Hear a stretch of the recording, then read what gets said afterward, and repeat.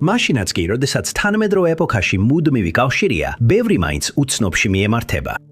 ეს არის მტკიცებულებების ნაკლებობა, დროის ხაზში არსებული ხარვეზები და გაუმჟღავნებელი მონაცემები, რაც სირთულის ახალ ფენას ამატებს იმ საქმეებს, სადაც ჩვეულებრივი ადამიანები იდუმალად ქრებიან. 10 ნომერზე 69 წლის ბებია სალი დიეტსი, აკასიის მცხოვრებია, რომელიც პრეტორიის ჩრდილოეთ ნაწილში მდებარეობს. მისი სახლი ბაღებში მდებარეობს. მის პირად ცხოვრებაზე ბევრი არაფერია ცნობილი, გარდა იმისა, რომ მას ძალიან უყვართ და ენატრებათ ოჯახს, მეგობრებსა და საზოგადოებას. ეს იყო 2026 წლის 2 იანვარი, როდესაც სალის ბოლოს ნახა ქირავნობის ბინადარმა, რომელიც მის საკუთრებას ქირავობდა. იმ საღამოს სახლში აღარ დაბრუნდა და მას შემდეგ არავის უნახავს ან გაუგონია მის შესახებ, რამაც ფართო შეშფოთება გამოიწვია და საზოგადოება გააერთიანა. კომუნიკაციის მოულოდნელმა შეწყვეტამ ნათესავები ყველაზე ცუდი შიში დატოვა. ხანდაზმული ქალის გაუჩინარება აუხსნელ გარემოებებში პოლიციას აიძულებს საქმე ახალი სერიოზულობით განიხილოს. ამ მოვლენამ საზოგადოების დიდი ყურადღება მიიპყრო, რაც ადგილობრივ მცხოვრებლებს, მოხალისეებსა და ორგანიზაციებს ჩართო პროცესში. მათ გულდასმით გაჩქრიკეს მიმდებარე ტერიტორიები და გაავრცელეს ყველა შესაძლო დეტალი. საზოგადოებამ გააკრა ფლაიერები, გაავრცელა პოსტები სოციალურ ქსელებში და წამოიწყო მასშტაბური საძიებო ოპერაცია, მაგრამ მათი ძალისხმევა უშედეგო აღმოჩნდა. დიდი დრო არ გასულა, რომ სამართალდამცავების ეჭვები გადაცების შესახებ დადასტურდა. გაუჩინარებიდან 3 დღის შემდეგ დაკარგული საქმე გადაცების გამოძიებად გადაიქცა, როდესაც ოჯახმა გამოსასყიდის მოთხოვნა მიიღო. პოლიციამ დაადასტურა, რომ გადაცებულებმა ოჯახს კიდევ ერთხელ დაუკავშირდნენ 1 დღის შემდეგ და გამოსასყიდის თანხა გაზარდეს. ამ მოვლენამ სერიოზულად გააძლიერა შეშფოთება სალის კეთილდღეობასთან დაკავშირებით. საქმის სენსიტიურობისა და მაღალი პროფილის გამო სპეციალიზებული დანაყოფები იქნენ ჩართული, მათ შორის რენეგატების საძიებო სამაშველო ორგანიზაცია. პოლიციას ამ ეტაპზე დამატებითი დეტალები არ გაუმჟღავნებია, რადგან გამოძიება გრძელდება. სამხრეთ აფრიკის პოლიციის სამსახური მოუწოდებს საზოგადოებას დარჩნენ ფხიზლად და აცნობონ ნებისმიერი საეჭვო ინფორმაცია, რომელიც შეიძლება დაკავშირებული იყოს საქმესთან. 2026 წლის ივნისის მდგომარეობით დაკარგული ქალი ჯერ არ უპოვიათ და გაურკვეველია შესულდა თუ არა გამოსასყიდის მოთხოვნები. გამოძიებაში ძალიან ფრთილი ნაბიჯები იდგმება, რათა სალის უსაფრთხოება იყოს უზრუნველყოფილი. ის აღწერილია როგორც კავკასიური გარეგნობის ქალი, სიმაღლე 5 ფუტი, ატარებს სამედიცინო სათვალეს. მისი გაუჩინარების დროს მას ჰქონდა მოკლე ქერათმა და ცისფერი თვალები, ბოლოს ის ნახეს შავი შარვლითა და ნაცრისფერი პერანგით. ის ბოლოს ნახა მისმა მოიჯარემ, სანამ უკვალოდ გაუჩინარდებოდა. პოლიცია მოუწოდებს ყველას, ვისაც შეიძლება ეს ქალი უნახავს, დაუკავშირდეს SAPS ეგრულ ენის ნომერზე 0125640700 ნომერი 9. როჰინგიელები არიან უქვეყნო ხალხი ინდო-არიული ეთნოლინგვისტური ჯგუფიდან, რომლებიც ძირითადად მისდევენ ისლამს მიანმარში. მაგრამ 2017 წელს 1,400,000 როჰინგიელი დევნა შეეჯახა, რის გამოც მათგან 730,000 იძულებული გახდა დაეტოვებინა სახლები და უსაფრთხოება ეძებნა ლტოლვილთა ბანაკებში, როგორიცაა ბანგლადეშში. ათასობით როჰინგიელი ყოველწლიურად აგრძელებს სიცოცხლის რისკის ქვეშ გაქცევას მიანმარის სამოქალაქო ომის რეპრესიებისა და ბანგლადეშის გადატვირთული ბანაკებიდან. ამ სტელობებში ისინი თვითნაკეთი ნავებით გადიან დაუნდობელ და არაპროგნოზირებად ზღვებში, იმ იმედით, რომ მეზობელ ქვეყნებში მიაღწევენ უკეთესი ცხოვრებისათვის. ამ წლის აპრილის შუა რიცხვებში ერთ-ერთი ასეთი მოგზაურობა დაიწყო. Tralery, რომელშიც თითქმის 300 როჰინჯა ლტოლვილი იმყოფებოდა, ბანგლადეშის სამხრეთ ნაწილში მდებარე თეკნაფიდან გავიდა მალაიზიაში ჩასვლის იმედით. პატარა ნავი გადატვირთული იყო მამაკაცებით, ქალებითა და ბავშვებით, როცა ის ღელულ ზღვაში შევიდა და ძლიერ ქარებს ებრძოდა. გადატვირთული ხომალდი საკმარისად ძლიერი არ იყო, რომ გაეძლონ მძაფრი დალდებისა და ძლიერი ქარისთვის, როცა ანდამანის ზღვაში შევიდა, რის შედეგადაც გადაბრუნდა. ბანგლადეშის სანაპირო დაცვის ერთ-ერთი ხომალდი ინდონეზიისკენ მიემართებოდა, როდესაც ტრაგედია შენიშნა. ეკიპაჟმა რამდენიმე ადამიანი ნახა, რომლებიც ბარაბნებზე და მორებზე იყვნენ ამოსული და უმწეოდ ცურავდნენ. მათ შეძლეს 9 როჰინჯას გადარჩენა, რომელთაგან მხოლოდ ერთი იყო ქალი. მათგან 6 მოგვიანებით აღმოჩნდა ჩართული ტრაფიკინგში და დააგავეს. ერთმა გადარჩენილმა აღნიშნა, რომ ისინი 26 საათის განმავლობაში დივდივებდნენ. რაფიკულ ისლამმა განმარტა, რომ მას ტრაფიკერები ნავზე სამუშაოს დაპირებით მიიზიდეს მალაიზიაში. მან გაიხსენა, როგორ ეჭიდებოდა თითქმის 300 ადამიანი ნავთით დაფარულ ტრაულერს, როდესაც ის გადაბრუნდა. ამ ადამიანებიდან 250 უგზო უკლოდ დაკარგულად დარჩა, მხოლოდ 9 გადარჩენილი იპოვეს. არ არსებობს მკაფიო მტკიცებულება, შეძლეს თუ არა მათგან რომელიმე ნაპირზე მიღწევა, ან სხვა ხომალდებმა ჩაუარეს თუ არა და გადაარჩინეს ისინი ღრმა წყლებიდან. მიუხედავად გაგრძელებული საძიებო სამუშაოებისა, ტრაულერზე მყოფი სხვა ლტოლვილები აღარ უპოვიათ. გადარჩენილების თქმით, მგზავრების ნაწილი ხომალდის საკავებელ განყოფილებაში ყავდათ ჩაკეტილი, სადაც ისინი 4 დღის განმავლობაში დარჩნენ, სანამ ხომალდი გადაბრუნდებოდა. ტრაულერი ჯერ არ აღმოუჩენიათ და მისი მდებარეობა უცნობია. ზოგიერთი მათგანი, ვინც ტრიუმფში იყო, შესაძლოა ჯერ კიდევ შიგნით იყოს გაჭედილი და ხომალდის პოვნა უკიდურესად გადაუდებელია. მსგავსი მძიმე შემთხვევა მოხდა გასულ წელსაც, როდესაც 400-ზე მეტი როჰინჯა მონაწილეობდა ორ გემის კატასტროფაში, მიანმარის სანაპიროსთან, რომელთაგანაც ბევრი ჯერ კიდევ დაკარგულად ითვლება. ესეთი შემთხვევები კიდევ ერთხელ აჩვენებს, რა მძიმე მდგომარეობაში არიან იძულებით გადაადგილებული როჰინჯები და ხაზს უსვამს, რომ ამ ლტოლვილებისთვის მდგრადი გამოსავალი არ არსებობს, მაშინ როცა ჰუმანიტარული დახმარება იკლებს. მერვე ნომერი, ბრაზილიელი ფსიქოლოგი ვიქტორია ბარეტო, წარმოშობით ფორტალეზადან არის, ქალაქიდან, რომელიც ბრაზილიის ჩრდილო-აღმოსავლეთ სანაპიროზე მდებარეობს. ვიქტორია ბარეტომ სამშობლოში კლინიკური ფსიქოლოგის კარიერა აიწყო, სადაც მან არა მხოლოდ უამრავ პაციენტს დაეხმარა, არამედ თავისი საქმიანობა სხვა პროფესიონალების გადამზადებაზეც გაავრცელა და თავისი გამოცდილება როგორც ეროვნულ, ისე საერთაშორისო დონეზე გაუზიარა სხვებს. მისი კოლეგები და სტუდენტები ხშირად აღწერდნენ მას როგორც ენთუზიაზმით სავსე და ფსიქიკური ჯანმრთელობის სერვისების განვითარებაზე ერთგულად მომუშავე ადამიანს. წელს იანვარში ვიქტორია ბარეტო მაროკოში გაემგზავრა, რათა დაესწრო ფსიქოლოგიური პრაქტიკის განვითარებას მიცვნილ პრესტიჟულ კონფერენციას. მაროკოში ყოფნის შემდეგ ვიქტორია ბარეტო გაერთიანებულ სამეფოში გაემგზავრა და 2 თებერვალს ჩავიდა. ისი ვიზიტის მიზანი იყო შეხვედრა და ახლო მეგობარს, რომელიც ასევე კლინიკური ფსიქოლოგის კარიერაზე ოცნებობდა. ვიქტორიას მიზანი იყო მიეცა რჩევები, მენტორობა და პრაქტიკული დახმარება, როცა მისი მეგობარი ამ რთულ სფეროში შესვლის პროცესს გადიოდა. 30 წლის ვიქტორია შეხვდა თავის მეგობარს 44 წლის ლილიან სილვას, რათა დახმარებოდა მას ბრაზილიის ჯანდაცვის სისტემასა და გაერთიანებულ სამეფოში საზოგადოებრივი ფსიქიკური ჯანმრთელობის მხარდაჭერაზე დაწერილ კვლევით პროექტში. ეს ამბიციური პროექტი იტარდებოდა ესექსის უნივერსიტეტში, კოლჩესტერში, სადაც ლილიან სილვა ლექტორი იყო და ფსიქიკური ჯანმრთელობის თემებზე სპეციალიზდებოდა.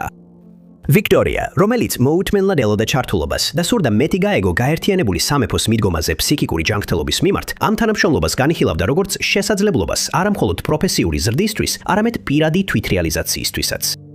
გაერთიანებულ სამეფოში ჩასვლის შემდეგ ვიქტორია გეგმავდა ლილიან სილვასთან ერთად ეცხოვრა Southend-on-Sea-ში, სვისპირა ქალაქში, რომელიც კოლჩესტერთან ახლოს მდებარეობს.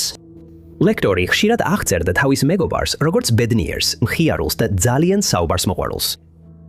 თუმცა 3 მარტს ვიქტორიას ქცევა სხვანაირი იყო. ლილიანამ შენიშნა, რომ ის ჩუმი იყო და თავისი თავი არ იყო. ის ცუდად გამოიყურებოდა, მაგრამ ვერ ხვდებოდა რატომ. იმ დღეს წყვილი ერთმანეთს დაახლოებით 1 საათზე დაშორდა და ვიქტორია ავიდა ნომერ 87 პირველ ავტობუსში, რომელიც Boundary Road-დან Breitling-სიაში მიყავდა. ის Belfield Avenue-ზე ჩამოვიდა და კარის ზარის კამერამ ის დააფიქსირა იმ დღის 2:30 შემდეგ. მას ხელში ეჭირა თეთრი ტოპის ჩანთა, რომელზეც ეწერა ხალხი სარგებელზე მაღლა. იმავე დღეს მამაკაცი Justin Francis-ი თავის პარტნიორთან ერთად ძალს ასეირნებდა, როცა ქალი, რომელიც ვიქტორიას აღწერილობას შეესაბამებოდა, Bellevue Avenue-ზე მიუახლოვდა და თავი გააცნო. მან კითხა შეეძლო თუ არა მათ სახლში შესვლა, მაგრამ მიზეზი არ დაუსახელებია. Squills ეს სიტუაცია საერთოდ მოიჩვენა და ქალი არ შეუშვეს, რაც ახლა ძალიან ანობენ. ნავები სადგომის სათოლთოლო კამერამაც აჩვენა, როგორ გადახდა ვიღაცა ჰობეზე და შევიდა ეზოში. ეს იყო ვიქტორიას ბოლო დადასტურებული ნახვა. რამდენიმე ხნის შემდეგ ჩანთა, რომელიც აღწერილობით ემთხვეოდა იმ ჩანთას, რომელიც ვიქტორიას გაუჩინარების დღეს ჰქონდა, იპოვეს კაპარისის გზაზე, Breitling-სიის სანაპიროზე, ნავების სადგომთან ახლოს. ლილიანს არ აქვს წარმოდგენა, რატომ წავიდოდა მისი მეგობარი Breitling-სიაში და ვარაუდობს, რომ მას იქ არაფერი ესაქმებოდა. ის ფიქრობს, რომ ვიქტორია შესაძლოა ცდილობდა ლონდონის ან კოლჩესტერის საპირისპირო მიმართულებით წასვლას. ის ადგილი, სადაც ჩანთა იპოვეს, მას შემდეგ გამოძიებისთვის მთავარი ყურადღების ცენტრი გახდა. გაუჩინარებიდან 2 კვირის შემდეგ ხელისუფლებამ ვიქტორიას კუთვნილი ლეპტოპი იპოვა. ის Essex's Tendringus რაიონში და Breitling-სიაში იპოვეს. სათოლთოლო კამერის ჩანაწერმა, ჩანთის მდებარეობამ და ლეპტოპის აღმოჩენამ ხელისუფლებას დააჯერებინა, რომ ქალმა შესაძლოა ნავი პონტონიდან მოხსნა. ის ნავი Bradwell-on-Sea's მახლობლად, წყლებში მიტოვებული იპოვეს. სასიცოცხლო ჟილეტი ნავიდან აკლდა. ვიქტორიას ოჯახმა საზოგადოებას მოუწოდა, თუ მას შეხვდებიან თავი მისასალმებლად აგრძნობინონ. ისინი ფიქრობენ, რომ ვიქტორია თავს ჩვეულებრივად ბრივად ვერ გრძნობს და მას მშვიდი გარემო სჭირდება. მას შემდეგ ძებნა გაფართოვდა შავი წყლის მდინარეზე, დინგის ნახევარკუნძულზე და კრაუჩის მდინარის სანაპიროებზე. დამატებითი კვალი არ არსებობს, მაგრამ ძალისხმევა აქტიურია და გრძელდება. Victoria Barreto, ბრაზილიელი ქალია, ყავისფერი თმითა და ყავისფერი თვალებით. ბოლოს ის ნახეს ცისფერი მაღალყელიანი სუიტერით, ღია ცისფერი ჯინსებითა და შავი ფეხსაცმელებით. ინფორმაცია ამ გაუჩინარების შესახებ შეგიძლიათ მიაწოდოთ ნომერზე 999, მიუთითეთ შემთხვევის ნომერი 622 4 მარტი. ნომერი 7. ცოტა რამ არის ცნობილი ქალი თამსოლის 59 წლის ჯესლინდა სალუდას შესახებ. გარდა იმისა, რომ მას უყვარდა ხანდახან ლაშქრობა, რაც იყო ის საქმიანობა, რომელსაც ის მისდევდა მაშინ, როცა გაუჩინარდა. 2026 წლის 23 მაისს ქალი შეუერთდა კიდევ 13 ლაშქრავს და 2 სატყეო მთის გიდს Trans-Spender Japanese ექსპედიციაში. სათავგადასავლო მოგზაურობა ინდილით 2:00 საათზე დაიწყო. გზაში ჯესლინდა და კიდევ 1 ლაშქრავი შეჩერდნენ, რადგან როგორც იუწყებიან, გაუგროველი ჯანმრთელობის პრობლემები ჰქონდათ. მაგრამ ჯესლინდა მცირე შესვენების შემდეგ გზა მწვერვალისკენ გააგრძელა. ის ბოლოს მთის გიდებმა მეორე დღეს დილის 7:30 საათზე ნახეს. მოგვიანებით გაერკვა, რომ ჯგუფში 1 ლაშქრავი აკლდათ და სწრაფად დაიწყო საძიებო სამუშაოები. როდესაც მისი ყვალი ვერ აღმოაჩინეს, გიდმა შესაბამისი ორგანოები გააფრთხილა და იმავე დღეს დაკარგული პირის საქმე ავიძრა. ფერაკის სახელმწიფო სამაშველო სამსახური ჩაერთო სამაშველო ოპერაციაში და დაათვალიერა ბილიკები და მარშრუტები, რომლებიც ლაშქრავებს უნდა გაევლოთ. სამსახურმა შეძლო მთის მწვერვალზე მდებარე 2 სათვალთვალო კამერის მეხსიერების ბარათების მოპოვება. აღმოაჩინეს, რომ იმავე დღეს, როდესაც ჯესლინდა გაუჩინარდა, ის იმ ტერიტორიაზე იმყოფებოდა და სუკანეკეს პანაკისკენ მიდიოდა. ჩანაწერებში ჩანს, რომ თამსვლელმა პირველ კამერას ჩაუარა 24 მაისს დილის 11:22 საათზე. შემდეგ ჩანაწერში ჩანს მალაიზიის სპეციალური ტაქტიკური ოპერაციების და სამაშველო ჯგუფის 8 წევრი, რომელიც ცნობილია როგორც JBPM Stormy, რომლებმაც კამერას 25 მაისს საღამოს 5:15-ზე ჩაუარეს. არ არსებობს ჩანაწერი, სადაც დაკარგული ქალი უკან ბრუნდება, რაც ნიშნავს, რომ ის სავარაუდოდ გზას აგრძელებდა. მეორე კამერაზე არც ჯესლინდა და არც სამაშველო ჯგუფი არ ჩანს, რაც ადასტურებს, რომ ეს გზა მან არ აერჩია. ცხადია, რომ ის სუკუნეგას ბანაკის გზაზე მოძრაობდა, მაგრამ იქამდე ვერ მივიდა. ძებნენებმა ასევე იპოვეს დაკარგული ქალის ფეხსაცმლის კვალი და წყლის ბოთლი. პირველი კამერის შემდეგ კიდევ 2 გზა გასაყარია. ერთი არის კემსუბანეგა, ხოლო მეორე წყლის წერტილის გზა. მეორე გზა კი გადაკეტილია, რაც მიუთითებს, რომ ეს არ არის დანიშნული ბილიკი. გადარჩენის ოპერაციის დროს პერაკის JBPM დრონის გამყოფილების ერთ-ერთმა ოფიცერმა მოჰამად საიფუან აბდულატიმ ფეხებზე, მათ შორის მუხლებსა და კოჭებზე მიიღო დაზიანებები ტერიტორიის შემოწმებისას. კიმ კანტოდან იმ წყლის არხამდე, რომელიც სუნგაი აიერ ბესოკისკენ მიდის. JBPM-ის კიდევ 4 თანამშრომელი დაშავდა ძებნის დროს, ასევე დაშავდა კიდევ 4 ადამიანი GOF-ის მესამე ბატალიონიდან. დაშავებები მოწმობს, თუ რამდენად სახიფათო შეიძლება გახდეს რელიეფი, თუნდაც გაწვრთნილი და გამოცდილი ადამიანებისთვის. გურუნ ბატუ პეტის 95% უკვე გაიჩხრიგა სხვადასხვა მეთოდების გამოყენებით. ინტერნეტში გავრცელდა ხმები ალანგის ან სესხის მევახშეების შესახებ. უცნობია საიდან მოდის ეს მტკიცებები, მაგრამ შემდგომა პოლიციის გამოძიებამ ვერ აღმოაჩინა დანაშაულებრივი ელემენტები ამ საქმეში. ჯესლინდა სალუდერი არასოდეს მისულა სუკუნეგას ბანაკში და მას შემდეგ არავის უნახავს ან გაუგონია მისი ამბავი. ყველას, ვისაც რაიმე ინფორმაცია აქვს ჯესლინდას გარემოებებთან ან ადგილსამყოფელთან დაკავშირებით, მოუწოდებენ დაუკავშირდეს პერაკის სახანძრო სამსახურს ნომერზე 05 40 11 09 4, ნომერი 6. მორგან უილიამსი ტეხასის შტატის უაისის საგრაფოს მცხოვრებია. მისი ახლობლები მას თავისუფალ სულად ახასიათებენ. ის თავის მეგობარ ბიჭთან, კრისტოფერ უოკერთან და მის ოჯახთან ერთად ცხოვრობს. ის ასევე ერთგული დედა და ოჯახის საყვარელი წევრი. 30 წლის ქალი ცნობილია, რომ წლებიან ნივთიერებების მოხმარებასთან დაკავშირებულ პრობლემებს ებრძვის, მაგრამ ყოველთვის ინარჩუნებს კავშირს ოჯახთან. 2026 წლის 15 მაისიდან კი ყველაფერი შეიცვალა. იმ დღეს მორგანი პარკერის საგრაფოს ციხიდან გირაუთი გაათავისუფლეს, მას შემდეგ რაც იქ უცნობი მიზეზით და უცნობი დროით იმყოფებოდა. მისი შეყვარებულის თქმით, მორგანმა მეგობართან ერთად იმგზავრა, რომელმაც შესაძლოა იგი ფორტ ვორთში წაიყვანა. მას შემდეგ ის უაისის საგრაფოში მათ სახლში აღარ დაბრუნებულა და არავის არაფერი სმენია მისგან. ის ადამიანი, რომელმაც მორგანი ციხიდან წაიყვანა, არ დაუსახელებიათ, მაგრამ როგორც ამბობენ, მორგანმა მასთან დატოვა თავისი მობილური ტელეფონი. ამჟამად მოწყობილობა კრისტოფერის ხელშია. შეყვარებული ამბობს, რომ იმ დღეს, როცა მორგანი გაათავისუფლეს, ის რეაბილიტაციის ცენტრში იყო, რის გამოც ვერ შეძლო მის საყვანა. მორგანის მოულოდნელი გაუჩინარება მისთვის არადამახასიათებელია. მან შვილთან დაგეგმილი შეხვედრაც კი გამოტოვა. დაკარგული ქალის მამა ლარი და მისი ცოლი კარენი ფიქრობენ, რომ რაღაც ძალიან შემაშფოთებელი მოხდა. ლარიმ ჟურნალისტებს უთხრა, რომ მისთვის მიწოდებული დეტალები ერთმანეთთან არ შეესაბამება. დროის ხაზი და ამბები უბრალოდ ერთმანეთს არ ემთხვევა. აქ რაღაც აკლია, ამტკიცებს ის. ლარი ამ სიტუაციას შემაშფოთებლად აღწერს. მას მუცელში უსიამოვნო შეგრძნება აქვს და იცის, რომ რაღაც არასწორადაა. მორგანის საქმის ფაილი კი კვირების განმავლობაში ხელუხლებელი იდო. Stari jurisdikcijas გამო დაკარგული პირის შესახებ განცხადება სწორად არ იყო შეტანილი, როგორც Weiss-ის საგრაფო შერიფის ოფისი აცხადებს. Fort Worth-ის პოლიციამ მიიღო ეს განცხადება, რადგან ქრისტოფერმა ივარაუდა, რომ მისი შეყვარებული შესაძლოა ამ ტერიტორიაზე გამგზავრებულიყო. Fort Worth-ის დეტექტივებმა საქმე დაახურეს, მას შემდეგ რაც ვერ იპოვეს მტკიცებულება, რომ მორგანი ამ ტერიტორიაზე იმყოფებოდა და არც ერთი თვითმხილველი არ ადასტურებდა მის იქ ყოფნას. Weiss-ის საგრაფო შერიფის ოფისმა საქმე მხოლოდ ახლახან მიიღო, მას შემდეგ რაც ის არასწორად იყო დარეგისტრირებული.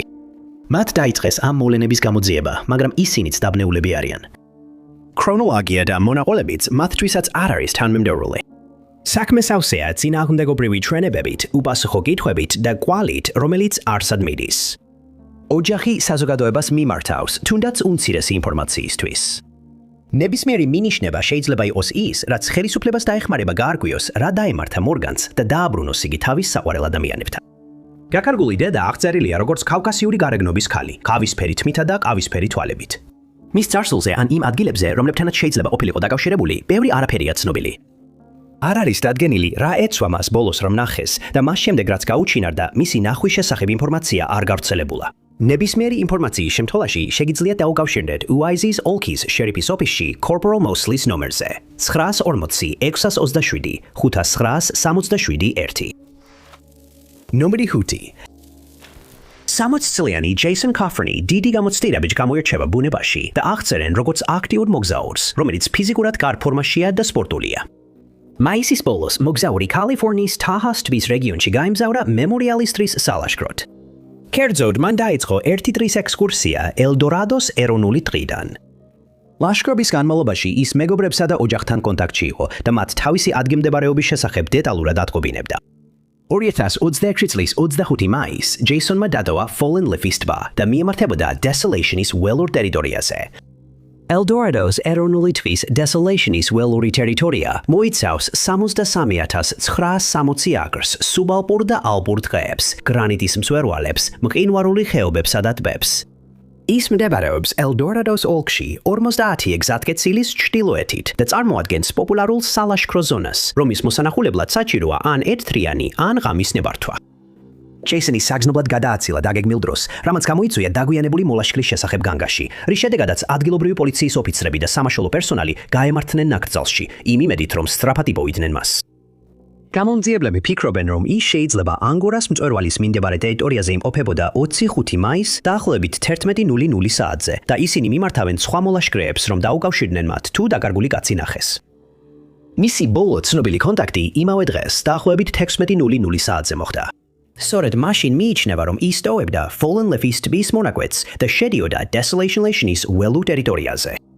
იმ დროს, როდესაც ჯეისონი გადადიოდა შემდეგ ტერიტორიაზე, ამინდის პირობები მოულოდნელად შეიცვალა. ამინდი მოულოდნელად შეიცვალა, ნათელი ცა ქარიან და ცივ ამინდად იქცა. მომდევნო დღეს South Lake Tahoe's აეროპორტში თოვლი და ნისლი იყო.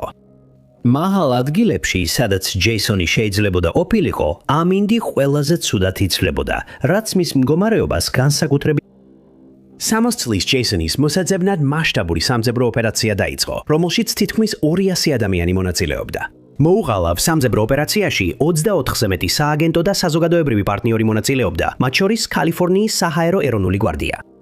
ოპერაციაში ასევე მონაწილეობდნენ რამდენიმე მოხალისე ადგილზე და სატრანსპორტო საშუალებებში, ასევე ვერტმფრენის ეკიპაჟები და კინოლოგიური ჯგუფები. სამძებრო სამაშველო ექსპერტები, რომლებსაც მაღალი სიმაღლის გამოცდილება აქვთ, ასევე შეუერთდნენ ოპერაციას და ისინი აღჭურვილი არიან რთული და გამოწვევებით სავსე რელიეფის დასაძლევად. Jason Coffrey აღწერილია როგორც თეთრკანიანი მამაკაცი, რომლის სიმაღლეა 6 ფუტი და 2 ინჩი, ხოლო წონა 150 ფუნტი. მას აქვს ყავისფერი თმა და თაფლისფერი თვალები. მისი გაუჩინარების დროს დანსაცმელი ზუსტად უცნობია, თუმცა ხელისუფლების თქმით შესაძლოა ეცვა ხაკისფერი შორტები და თეთრ ლურჯ გრძელგლავიანი პერანგი. ინფორმაცია ამ დაკარგული მამაკაცის ადგილსამყოფელის ან მისი გაუჩინარების გარემოებების შესახებ შეგიძლიათ მიაწოდოთ ელდორადოს შერიფის ოფის ნომერზე 520 621 6600. მიუთითეთ საქმის ნომერი 260 3013 613. ნომერი 4 30. ერთი წლის მეისონ ბულეი, უოლთემის, მასაჩუსეტსის მაცხოვრებელია. მეისონი ცნობილია თავის მეგობრებსა და ოჯახში როგორც პირადი ადამიანი, რომელიც ხშირად თავის თავთანა, მაგრამ ზოგადად მეგობრულია მის ახლობლებთან. მას სჭირდება დაუზუსტებელი მედიკამენტები და აქვს გაუმჟღავნებელი ფსიქიკური ჯანმრთელობის პრობლემა, რომელმაც ზოგჯერ შეშფოთება გამოიწვია მისთვის მზრუნველ ადამიანებში. იმ წელს 25 აპრილს მეისონი ბოლოს ნახეს, როცა ის თავის საცხოვრებელს ტოვებდა სიდარ სტრიტის მახლობლად, უორენ-დეილის რაიონში. იმ კონკრეტულ დღეს მეისონმა სახლი სასწრაფოდ დატოვა პირადი ნივთების გარეშე, მათ შორის საფულის, ტელეფონისა და აუცილებელი დანიშნულების მედიკამენტების გარეშე, რამაც კიდევ უფრო გაზარდა მისი ახლობლების შფოთვა. უცნობია ვინ იყო ბოლო ადამიანი, ვინც მეისონი ნახა, ან რა მდგომარეობაში იყო ის წასვლის დროს. თუმცა ვარაუდობენ, რომ ის შესაძლოა განიცდის ფსიქიკურ კრიზისს გაურკვეველი მიზეზების გამო. დაკარგული მამაკაცი სახლში არ დაბრუნებულა და მას შემდეგ არავის უნახავს ან გაუგონია მის შესახებ. ბოლო დროს ის ნახეს კრემისფერი სპორტული მიმაისურით, ლურჯი ქურთუკით, შავი ფეხსაცმელებით და მწვანე Celtics-ის ქუდით. სახლიდან გასვლისას მას ასევე შავი ზურგჩანთა ჰქონდა. უცნობია რა ედო შიგნით. ეს არის ერთადერთი ინფორმაცია მეისონ ბულეის საქმეზე. მის გაუჩინარებასთან დაკავშირებული დეტალები ძალიან ცოტაა და ამ საქმეზე ჩატარებული გამოძიების შესახებ კი კიდევ უფრო ნაკლებია ცნობილი.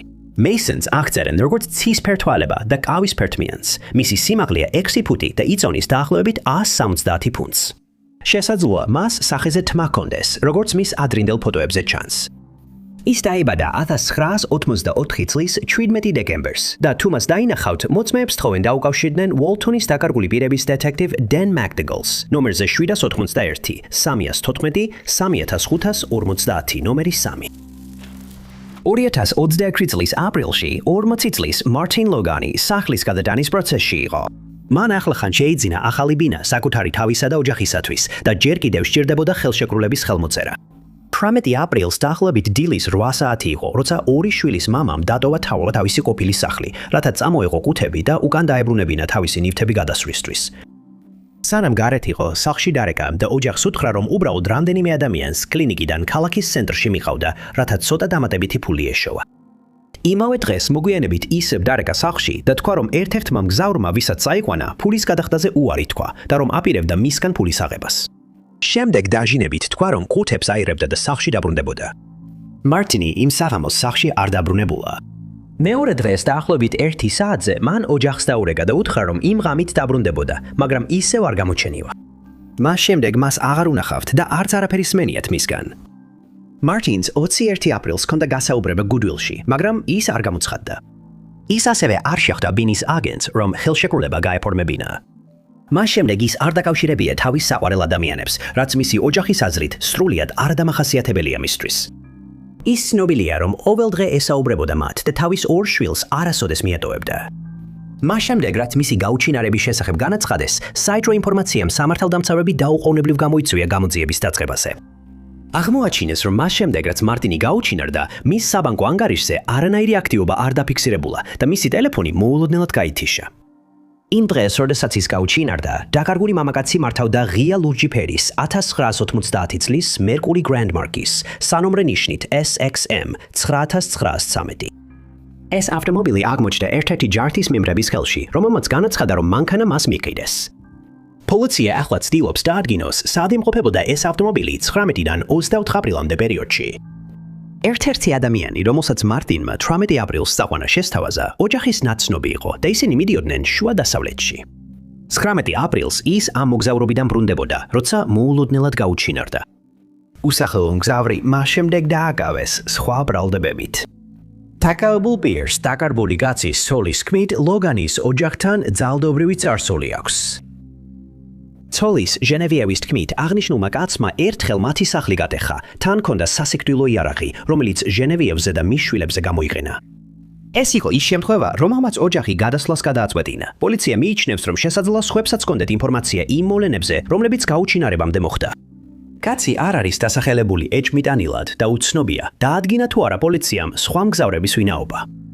Martin Mogany აქცერილია როგორც აფრო-ამერიკელი მამაკაცი, რომელსაც აქვს ნაწილობრივ ჯავარა ძმა და ყავისფერი თვალები.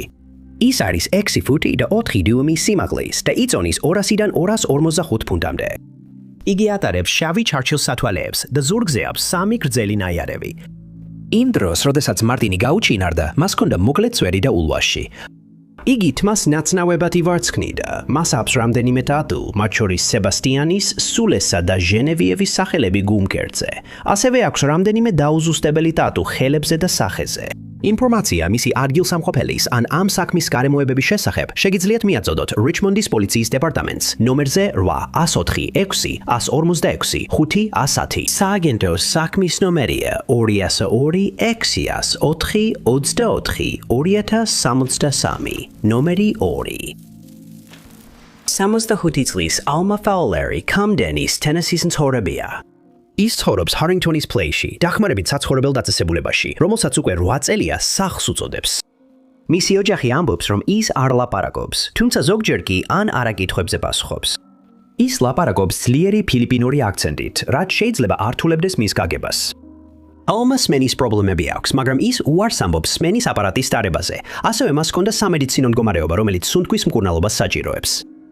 2026 წლის 11 თებერვლის საღამოს ბენდონის ოლქის შერიფის ოფისმა მიიღო სატელეფონო ზარი Harrington Place-დან.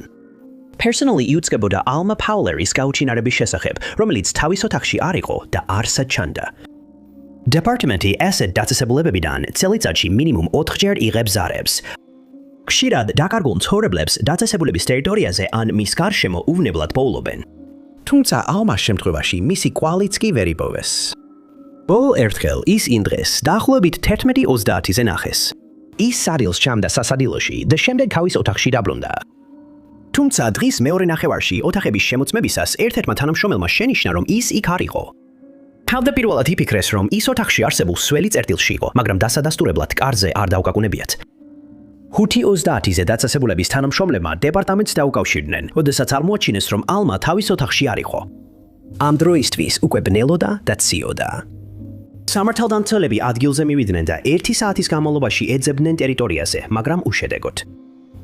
ოფიცრებმა სხვა სააგენტოებთან დაამყარეს კონტაქტი, როცა მიხვდნენ, რომ ეს წინა შემთხვევებს არ გავდა. 550 ჰექტარი ტერიტორია გამოიკულიეს სამძებრო ჯგუფებმა, ძაღლებმა, დრონებმა და ვერტმფრენებმა, მაგრამ ვერანაირი კვალი ვერ აღმოაჩინეს. ასევე გამოიკლიეს ახლომდებარე Blackburn-ის ტბა. არც ობიექტის მახლობლად ტალახიან ადგილას აღმოჩნდა ნაკვალევი, ხოლო თერმული კამერებმა მხოლოდ ველური ცხოველები დააფიქსირეს. გამომძიებლებმა Alma-ს ჩანთა, ტანსაცმელი და მისი ყველა მედიკამენტი მის ოთახში იპოვეს. არაფერი მიუთითებდა იმაზე, რომ მას სადმე წასვლა ჰქონდა განზრახული და თანაც არაფერი წაუვია. თუ ის ხანგრძლივი დროით არ მიიღებს თავის მედიკამენტებს, შეიძლება ძლიერი ჰალუცინაციები განიცადოს. დაწესებულება აღჭურვილია შიდა და გარე კამერებით, ხოლო თითოეულ ოთახში დამონტაჟებულია განგაშის სისტემა, რომელიც აცნობებს მისავებს, როდესაც მაცხოვრებლები ოთახს ტოვებენ. სავარაუდოდ ამ უსაფრთხოების არც ერთი ზომა არ მუშაობდა გაუჩინარების დროს. პერსონალმა აღნიშნა, რომ სისტემა გამორთეს, რადგან იქ მცხოვრებნი პარანოიდულები გახდნენ. Alma-ს ძებნა მას შემდეგ Kentucky შტატშიც გავრცელდა, თუმცა შეზღუდული ძებნის სამშაოები კვლავ Harrington Place-ზე და მის მიმდებარე ტერიტორიაზე მიმდინარეობს. გამოძიების სენსიტიური ხასიათის გამო გაუჩინარებასთან დაკავშირებით დამატებითი ინფორმაცია არ გავრცელებულა. Alma Fowleri აქცერილია როგორც 4 ფუტი და 10 ინჩი სიმაღლის, წონა კი 110 ფუნტია. ის ფილიპინური წარმოშობისაა და ბოლოს ნახეს მწვანე ბუშტუკოვანი ქურთუკით, თეთრი თოვლის ჩეკმებით, თეთრი თავსაბურავითა და ღია ფერის ჯინსებით. ინფორმაცია მისი ადგილსამყოფელის შესახებ შეგიძლიათ მიაწოდოთ ბენდონის ოლქის შერიფის ოფისს ნომერზე 731 584 4622, ნომერი 1. მიუხედავად იმისა, რომ თაივანმა ბევრი F-16 Fighting Falcon-ის მრავალფუნქციური გამანადგურებელი თვითმფრინავი არ გამოიყენეს, ის გახდა პირველი ქვეყანა, რომელმაც საბრძოლო მზადყოფნაში მყოფი F-16-ები მიიღო. ეს იყო ის ტიპის თვითმფრინავი, რომელსაც თაივანის საჰაერო ძალების კაპიტანი Sin Po-ი მართავდა 2026 წლის იანვრის დასაწყისში ღამის სასწავლო მისიის დროს. Sin-მა და ერთადგილიანმა გამანადგურებელმა თვითმფრინავმა გუდის ნომრით 6 1700 აფრენა განახორციელეს ჰუაჰუალიანის ავიაბაზიდან 6 იანვარს საღამოს 6:18 საათზე. თვითმფრინავი სამხრეთის მიმართულებით მოძრაობდა სასწავლო რუტინის დროს სხვა F-16-ებთან ერთად. როდესაც თაივანის ჩრდილო-აღმოსავლეთ ნაწილში ღრუბლებში შევიდა, Sin-მა ჯგუფს მოსცილდა. დანარჩენი თვითმფრინავები თავიანთ მისიებზე გაემართნენ.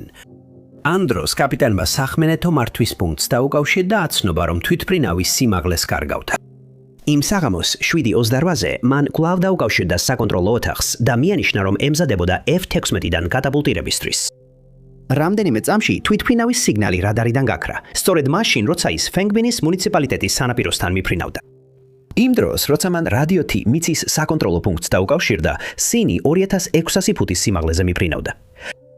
8 წამში სიგნალის დაკარგვამდე ცოტა ადრე, ჩანაწერების მიხედვით თვითმფრინავი 1700 ფუტის სიმაღლეზე დაეშვა.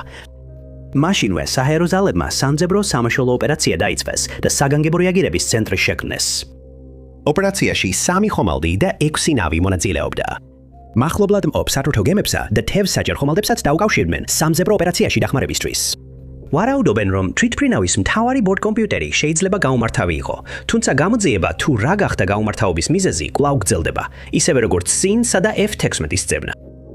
სამაშველო პერსონალმა ძალიან მოკლე და წყვეტილი სიგნალები მიიღო თვითმფრინავის პატარა შავი ყუთიდან. 2 თვეზე მეტი გავიდა მას შემდეგ, რაც სინ და მისი თვითმფრინავი გაუჩინარდა. საძიებო ოპერაციაში ჩართული სამხედროებმა იპოვეს ფრენის მონაცემების ჩანწერი და განაცხადეს, რომ ის ტაივანის სანაპირო წყლებში აღმოაჩინეს. თუმცა შავი ყუთის ზუსტი აღმოჩენის ადგილი არ გაუმჟავნებიათ. თქვეს, რომ მოწყობილობა ნაპირზე გადაიტანეს და გაშიფრისთვის გაგზავნეს, რათა დაედგინათ თვითმფრინავის მოულოდნელი გაუჩინარების მიზეზი. საჰაერო ძალებს არ შეუძლია დაადასტურონ, სინმა წარმატებით დატოვა თუ არა თვითმფრინავის სიგნალის დაკარგვამდე. სამხედროებმა ასევე განაცხადეს, რომ მათ გადარჩენის სიგნალი არ მიუღიათ. ამ ძიმე შემთხვევის შედეგად ტაივანის საჰაერო ძალებმა F-16-ის ფლოტის სასალო მისები შეაჩერეს და დაავალეს შემოწმება და ტექნიკური მომსახურების ჩატარება. შემდეგ ფლოტს მისიების გაგრძელების ნებართვა მისცეს, რადგან პრობლემები არ აღმოჩნდა.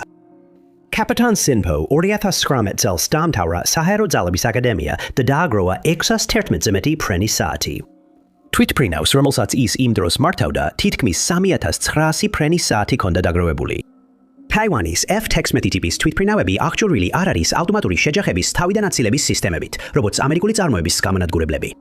ტაივანის თვითმფრინავებთან დაკავშირებული მრავალი ინციდენტი სწორედ ასეთი სისტემების არარსებობას დაბრალდა. ყველა, ვისაც აქვს ინფორმაცია ან რაიმე მინიშნება ამ საქმესთან დაკავშირებით, შეუძლია მიმართოს უახლოეს ტაივანის საელჩოს ან ადგილობრივ სანაპირო დაცვის ორგანოებს, რომლებიც ინფორმაციას გადასცემენ სამძებრო ოპერაციის ხელმძღვანელებს. დიდი მადლობა ყურებისთვის. თუ მოგეწონათ ეს ვიდეო, აუცილებლად დააწექით მოწონების რილაქს. ასევე არ დაგავიწყდეთ გამოიწეროთ არხი და დააჭიროთ ჩატყობინების ზარს, რომ არ გამოდოთ ჩვენი მომავალი ვიდეოები. მე ვარ Top 5 Announce და შემდეგ ვიდეოში ისევ შევხვდებით.